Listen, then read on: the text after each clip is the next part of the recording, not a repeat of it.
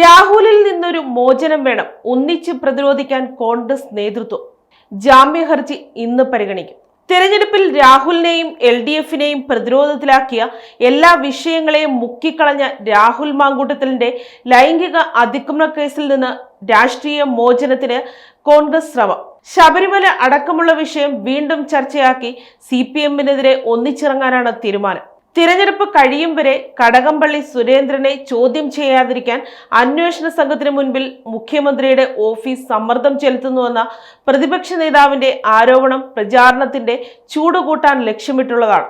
രാഹുലിനെ പുറത്താക്കിയതിലെ കോൺഗ്രസിന്റെ ഗതികേട് ചൂണ്ടിക്കാട്ടിയുള്ള പ്രതിരോധത്തിനാണ് CPM ഊന്നുന്നത്. സമാന കേസുകളിൽപ്പെട്ട് ജയിലിൽ കിടന്ന MLAമാർ ഇപ്പോഴും കോൺഗ്രസിലുണ്ടല്ലോ, അവരെ എന്തുകൊണ്ടാണ് പുറത്താക്കാത്തതെന്ന് മുഖ്യമന്ത്രി ചോദിച്ചതിന്റെ പൊരുൾ അതാണ്. രാഹുൽ മാങ്കൂട്ടത്തിൽ ഇനി കോൺഗ്രസിന്റെ വിഷയമല്ലെന്നതാണ് നേതാക്കൾ സ്വീകരിക്കുന്ന സമീപനം. രാഹുലിനെ അറസ്റ്റ് ചെയ്തില്ലെങ്കിൽ അത് പോലീസിന്റെ കഴിവുകേടാണ്.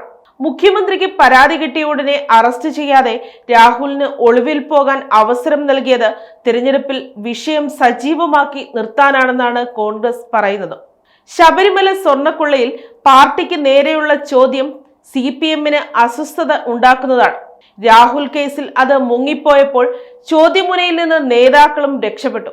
എന്നാൽ രാഹുൽ വിഷയത്തിന് നേരിയ ശമനമുണ്ടാകുമ്പോൾ ശബരിമല ഉയർന്നു വരുമെന്നത് CPMന് അവഗണിക്കാൻ കഴിയില്ല. നേതാക്കളുടെ വാക്കുകളിലും അത് പ്രകടമാണ്.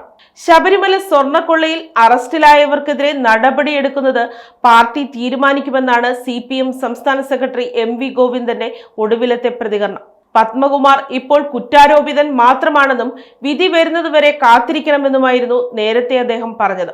ശബരിമലയിൽ ആര് തെറ്റ് ചെയ്താലും സംരക്ഷിക്കില്ലെന്ന് വ്യക്തമാക്കിയിട്ടുണ്ടെന്ന് മുഖ്യമന്ത്രിയും വിശദീകരിക്കുന്നു. News desk, Kottarakkara media.